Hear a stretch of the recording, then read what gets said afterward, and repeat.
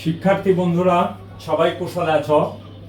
অধ্যায় 2 set of function অনুশীলনী 2.2 আমি দেখো 10 এবং 11 নম্বরের সমস্যাটা তোমাদের সামনে তুলে ধরেছি এবং এ দুটো সমাধান করব।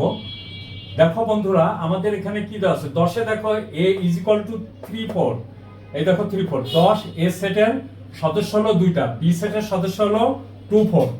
এখন রিলেশনের সম্পর্ক অনুযায়ী, মানে রিলেশন অনুযায়ী বা প্রশ্ন মতে আমরা দেখো আর রিলেশন = xy, যেন x belongs a, y belongs b এবং x y। তাহলে a ক্রস b টা বের করে নিই। দেখো প্রথমটার প্রথম উপাদান, দ্বিতীয়টার প্রথম উপাদান একটা ক্রমজোড়। প্রথমটার প্রথম উপাদান, দ্বিতীয়টার দ্বিতীয় উপাদান, এই দেখো আরেকটা ক্রমজোড়। প্রথমটার দ্বিতীয় উপাদান, দ্বিতীয়টার প্রথম উপাদান একটা ক্রমজোড়। প্রথমটার দ্বিতীয় উপাদান, দ্বিতীয়টার দ্বিতীয় উপাদান একটা ক্রমজোড়। এখন দেখো আমাদের শর্তটা কি বলছে। দেখো এখানে শর্তটা বলছে x y। তাহলে অতএব x y সম্পর্ক অনুসারে আমরা কি লিখতে পারি? দেখো 3 2। তাহলে এইটা প্রথম উপাদানটা বড়, তাহলে এটা হবে। আর এইখানে দেখো প্রথম উপাদান ছোট, এটা হবে না।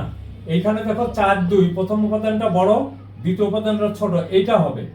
4 4 দুটো উপাদানই সমান, এটা হবে না, মানে প্রদত্ত শর্ত মানছে না। অতএব r = এটাই হলো অ্যানসার।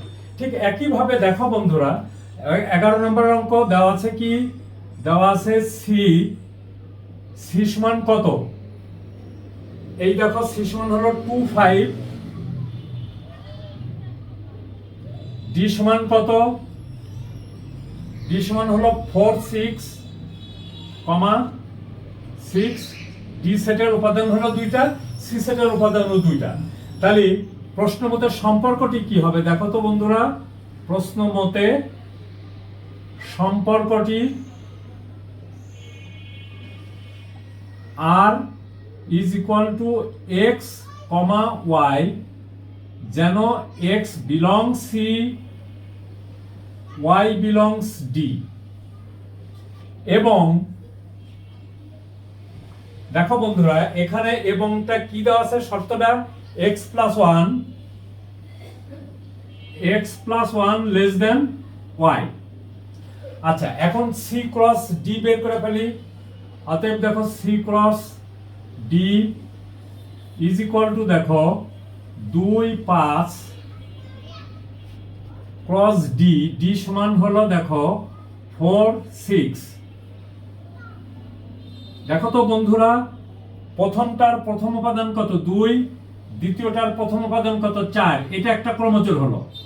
প্রথমটার প্রথম উপাদান 2, দ্বিতীয়টার দ্বিতীয় উপাদান 6, এটি আরেকটি ক্রমজোড় হলো। তারপরে দেখো বন্ধুরা, প্রথমটার দ্বিতীয় উপাদান 5, দ্বিতীয়টার প্রথম উপাদান 4, এটি আরেকটি ক্রমজোড় হলো। এরপরে দেখো তো, প্রথমটার প্রথম উপাদান 5, দ্বিতীয়টার দ্বিতীয় উপাদান 6, এটা আরেকটি ক্রমজোড় হলো।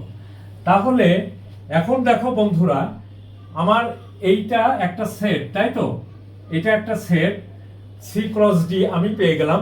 আমার শর্তটা কি? দেখো x + 1, মানে প্রথমটার সাথে 1 যোগ করব, তারপরেও সেটা y থেকে ছোট হবে।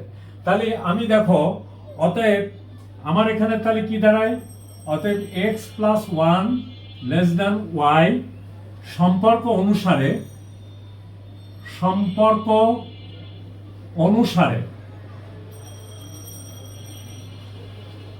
দেখো তো বন্ধুরা, 2 এর সাথে যদি 1 যোগ করি তাহলে হয় কত? 3। 3টা অবশ্যই 4 থেকে ছোট। তাহলে সম্পর্ক অনুসারে 8টা আমার এখানে আসছে কত? দেখো 2 4, এটা হচ্ছে। 2 এর সাথে 1 যোগ করলে হচ্ছে কত? 3। 3 অবশ্যই 6 থেকে ছোট, তাহলে এটাও হবে 2 6। এরপরে দেখো 5 তো এমনি y থেকে বড়, অর্থাৎ 5 তো 4 থেকে বড়, তাহলে এটা হবে না। আর পরেরটাই দেখো, 5 এর সাথে যদি আমি 1 যোগ করি 6, সে 6টা হলো দ্বিতীয় উপাদানের সমান হয়ে যায়, এটাও হবে না।